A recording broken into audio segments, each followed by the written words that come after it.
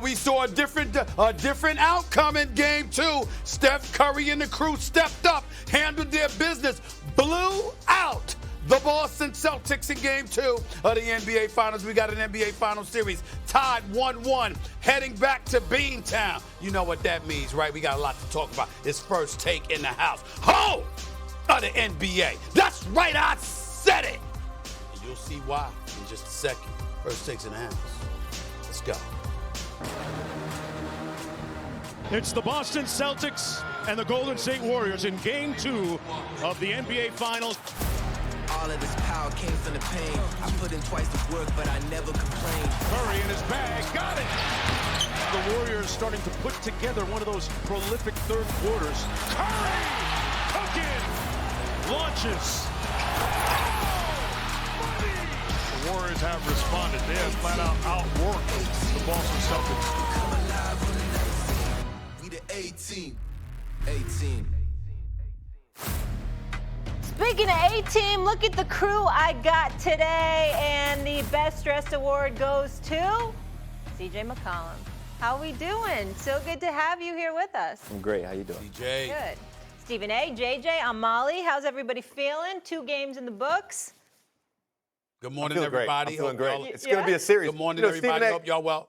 Yes, sir. Stephen Go A., ahead, I just JJ. wanted to tell you, I still don't know what the exact definition of a pick'em series is, but I think you're spot on that this is going to be a back and forth series of adjustments, like what I've seen so far in Game 2. Well, I'm excited about the next 5 games. Excited. Well, a couple of things. Number one, you're sitting in that seat. You know the responsibility that comes with it, with me being out. That's number one. Number two, responsibility number one is not to lie to the American people, because you know exactly what pick'em means, okay? You just explained it. And number three, CJ McCollum, it's good to see you, my brother. It's good to see you, my man. Welcome to First Take. It's good to see you too, man. Thanks for having me on. I appreciate it. Yeah, it's right. great to have you with us. Yeah. All right, let's get it. So as we've all just said about 8 times now, we have a series. The Warriors even it up in the NBA Finals with a 107-88 win over the Celtics. Steph Curry scored 29 points. He held it down and then some, and so did Draymond on defense. Take a listen. I think everybody played with more force. It wasn't just me on Jaylen Brown. It was across the board. If I just pick up my force and no one else does, it doesn't work. So that's a total team effort. Guys being ready to help when help is needed, and guys taking on the challenge at the point of attack. So, yes, I wanted to come out and be more aggressive on that side, and I think I did a good job of that. But that's a full team effort. It doesn't just work because of one guy. Our offense is always a lot of Steph. It all starts with Steph. Whether, when KD was here, our offense still started with Steph. And, that's the way it's going to be. I mean, the Warriors in the third quarter, dangerous. Had their best quarter in NBA Finals history last night, and it happened in the third. Again, outscoring Boston by 21 points and doubled up the season shooting percentage. Curry had 14. He scored as many points as the Celtics did. S.A., I'll start with you. Do you think too much is being put on Steph Curry's shoulders right now?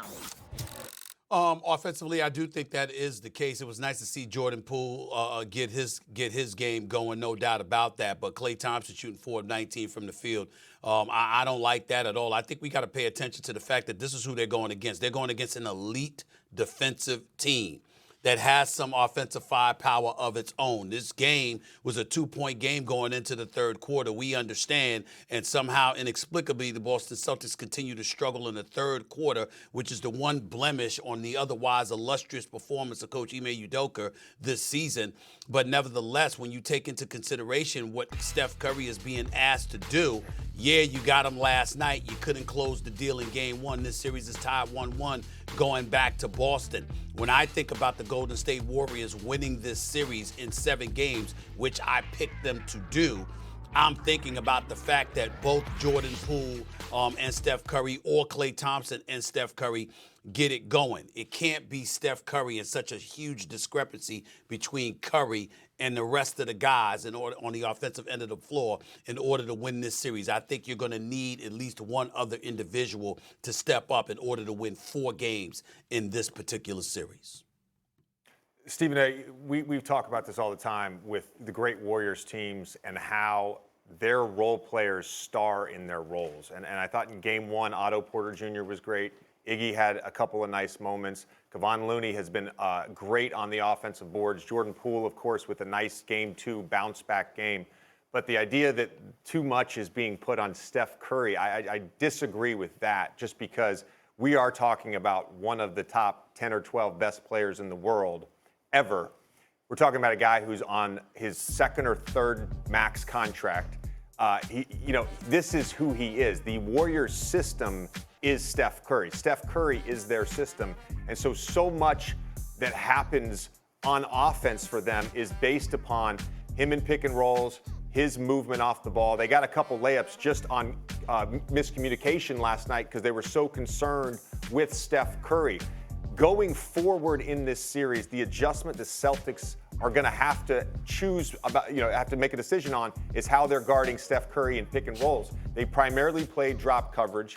Through 3/4 of game 1, the Warriors scored about 1.9 points per possession on those possessions. Last night in the third quarter specifically, when he got it going, that was drop coverage in those pick and rolls. So if they decide to potentially blitz, if they decide to sort of have the big up in that coverage, then all of a sudden you get the backside 4-on-3 action that the Warriors are so good at. And that's where I think you can see more counting stats from some of their role players. But to your point about Klay Thompson, he absolutely has to be better throughout this series if they're going to win this series. Like, he's got to be that guy that scores efficiently, gives you 20 to 22 points a game, and he's really struggled. And give some of that credit to the Celtics defense. I think, primarily Jaylen Brown in game 1, but throughout game 2 as well, they are doing a great job of contesting his shots. To follow with that, I agree with JJ. I think Steph Curry is who he is for a reason. There's a reason why he's making $45 million a year. There's a reason why he gets double teams, triple teams. There's a reason why Dre keeps bringing up the fact that he's the focal point of the offense. It revolves around him. He scores with the ball. He scores without the ball. Him and Jordan Poole are the only players who can manipulate a pick and roll and make a play for not only themselves, but for other people. So I don't agree with it being too much pressure, but I do think that if the role players don't step up, they have no chance of getting out of this series. Klay obviously has to shoot better. He has to be more confident. He has to finish the bunnies around the basket. We need more Jordan Poole, third quarter Jordan Poole, where he's playing free, he's playing loose, but he's not just trying to score. He's driving and creating for others. I think that's when he's at his best because it opens up the lanes for his pull-up. It opens up the lanes for his pull-up tray ball as well. The series is going to come down the role players, not Jason Tatum, not Jaylen Brown, not Steph Curry. Draymond has to be active and engaged defensively. Poole has to be able to score. GP has to give them good minutes, and Looney has to continue to rebound, provide second chance opportunities, and set great screens. If they do those things, then they got action. But to say that it's too much pressure on Steph is blasphemy because he's the only unanimous MVP, two-timer. He'll probably win MVP of the finals if they win this series, and he's the golden child. Well, let me say this. This is what I love about, first of all, I'm speaking to two highly intelligent and brilliant basketball minds who I've known for a few years. But this is what I love about the fact that y'all are being on First Take. You see, this is my show. You see what I'm saying? This ain't the basketball court. Both of y'all are wrong. Both of y'all. And why would I say that? Because J.J. Redick instigated the proceedings by trying to twist it, and then you fell for it, C.J. McCollum. So let me educate you both about what happened. The question wasn't, is there too much pressure on Steph Curry? The question was, is too much being put on Steph Curry? What do we mean by that? What is it going to take to win this series? We're not saying that what's being asked of Steph Curry is unfair, that it's too much. Oh, my God, this is Steph Curry. How could you put him under these bright lights and this pressure? That's not what somebody is saying. Neither of us said pressure. We didn't talk about pressure, Stephen. Hey, don't twist my words. Don't twist my words. I answered the question. DJ McCollum said pressure on numerous occasions. Top Gun, fall back. I know you got the #1 movie. Just chill out right now, Top Gun. Sit back and listen to what I'm trying to say to you, okay? I'm saying to you is this, and guys, you know this, because you just articulated it with the astute breakdown that y'all gave.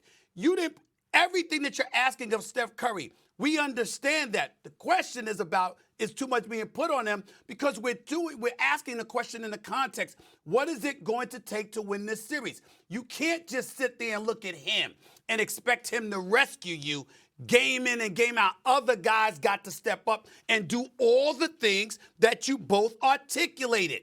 Over the first 2 games, Steph Curry scores 21 in the first quarter. He finishes with 34 for the game, even though they neutralized him over the last 3 quarters with 13 points. They come back in game 2. He explodes. He finishes with 29. He drops 12 in the third quarter, but he had help. Jordan Poole came out there and did some things as well, and we know what Draymond brings to the equation, particularly with his intensity, especially on the defensive side of the ball. We'll talk about him later.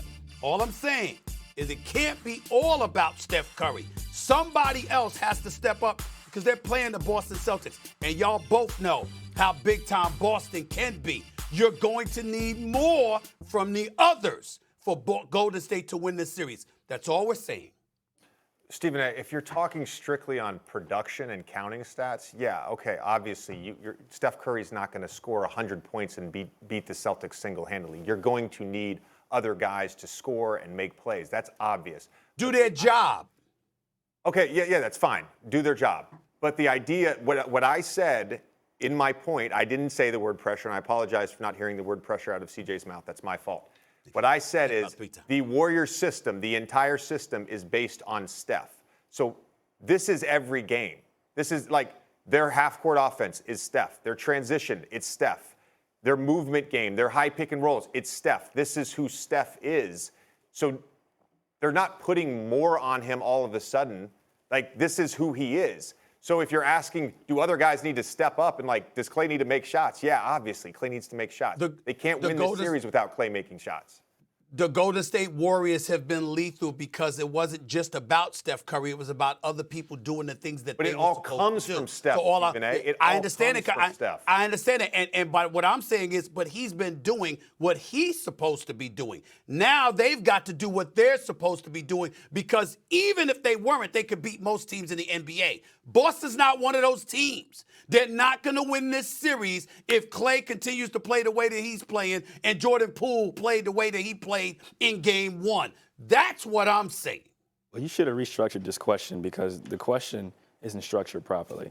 We know Steph is playing well. And by the way, CJ was a journalism major, so this is absolutely. I don't care. Expert here. I mean, he has credibility, but he's not me. But go ahead. I don't want to be you. Honestly, I live a good life. I got you. Steph has scored 63 points in 70 minutes. Like JJ said before, he's a planet. Everything revolves around him. Obviously, the role players have to contribute. They have to do more, or they're not getting out of this series. Personally, I think the Celtics are going to win the series regardless. But the real issue here is that Klay Thompson is missing shots. If he's making shots, the Warriors are up 2-0.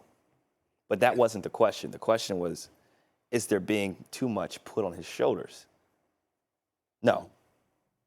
Okay. So all right, Stephen, I want to make one additional point on this, and that's just you talked about sort of guys starring in their roles, right? And obviously, Klay has yet to star in his role in this series. Andrew Wiggins didn't have a particularly efficient night last night, but his defense was amazing. So in some ways, he starred in his role, and he was really good in game 1 as well. Jordan Poole had a nice bounce-back game. Kevon Looney has been great on the offensive glass.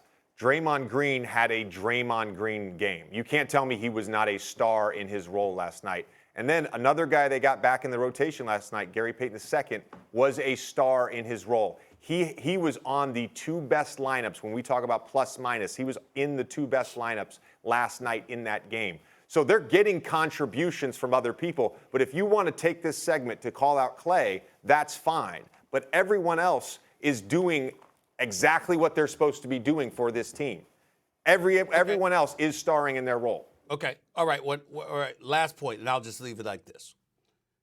When they asked our prediction at the beginning of before the series began, I picked the Golden State Warriors to win the series in 7 games. And what I said was Steph Curry and one of those other 2, meaning Klay or Jordan Poole, has to deliver. It doesn't matter to me what anybody else does. If one of those 2 don't